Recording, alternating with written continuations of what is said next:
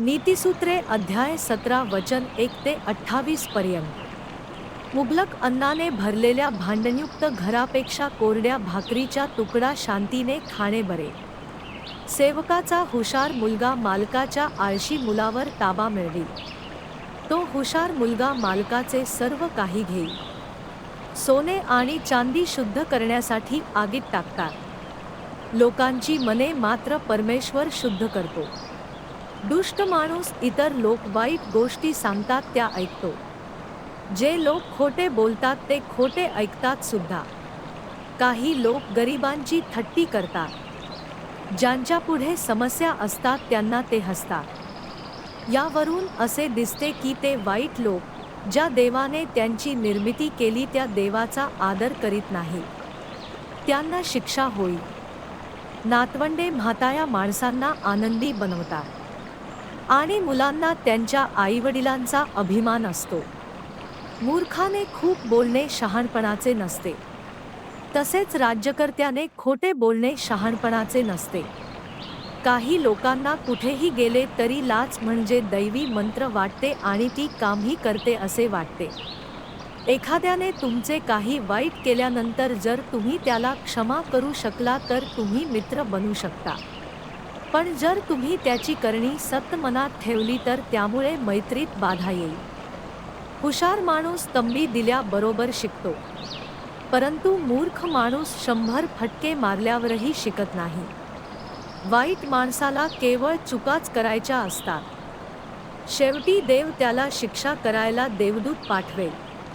मूर्खाला भेटण्यापेक्षा जीची पिल्ले चोरीला गेलीत अशा चवताळलेल्या अस्वलाच्या मादीला तोंड देणे बरे। जे लोक तुमच्यासाठी चांगल्या गोष्टी करतात त्यांच्यासाठी तुम्ही वाईट गोष्टी करू नका। तुम्ही जर तसे केलेत तर तुम्हाला आयुष्यभर संकटांना सामोर जावे लागेल। वादाला तोंड फोडणे हे धरणात भोग करण्यासारखे आहे। वाद मोठा होण्याच्या आतच तो बंद करा। दोषी नसणाऱ्याला शिक्षा करणे आणि दोषी असणाऱ्यांचे समर्थन करणे या दोन गोष्टी परमेश्वराला आवडत नाही। मूर्खाकडचा पैसा वाया जातो का? कारण तो मूर्ख पैशाचा वापर शहाणा होण्यासाठी करत नाही। मित्र नेहमी प्रेम करतो। खरा भाऊ संकटाच्या वेळी सुद्धा मदत करतो। केवळ मूर्खच दुसऱ्या माणसाच्या कर्जाची हमी देईल। ज्या माणसाला वाद घालायला आवडतो त्याला पाप करायलाही आवडते।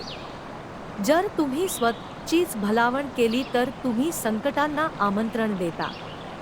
वाईट माणसाला नफा होणार नाही। जो माणूस खोटे बोलतो त्याच्यावर संकटे येतील। मूर्ख मुलगा असलेले वडील दुःखी होतील। मूर्खाचे वडील सुखी नसतील।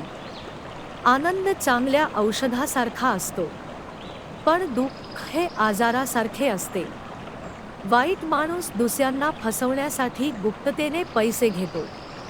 शहाणा माणूस नेहमी सर्वात चांगली गोष्ट करण्याचा विचार करतो, पण मूर्ख माणूस दूरच्या जगाचे स्वप्न पाहतो। मूर्ख मुलगा वडिलांसाठी दुःख आणतो आणि जिने त्याला जन्म दिला त्या आईसाठी वेदना आणतो। काहीही चूक केली नसताना एखाद्याला शिक्षा करणे चूक आहे।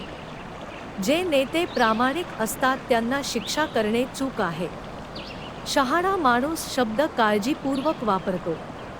शहाणा माणूस लवकर रागावत नाही। मूर्ख माणूस जर गप्प बसला तर तो सुद्धा शहाणा वाटतो। जर तो काही बोलला नाही तर तो शहाणा आहे असे लोकांना वाटते।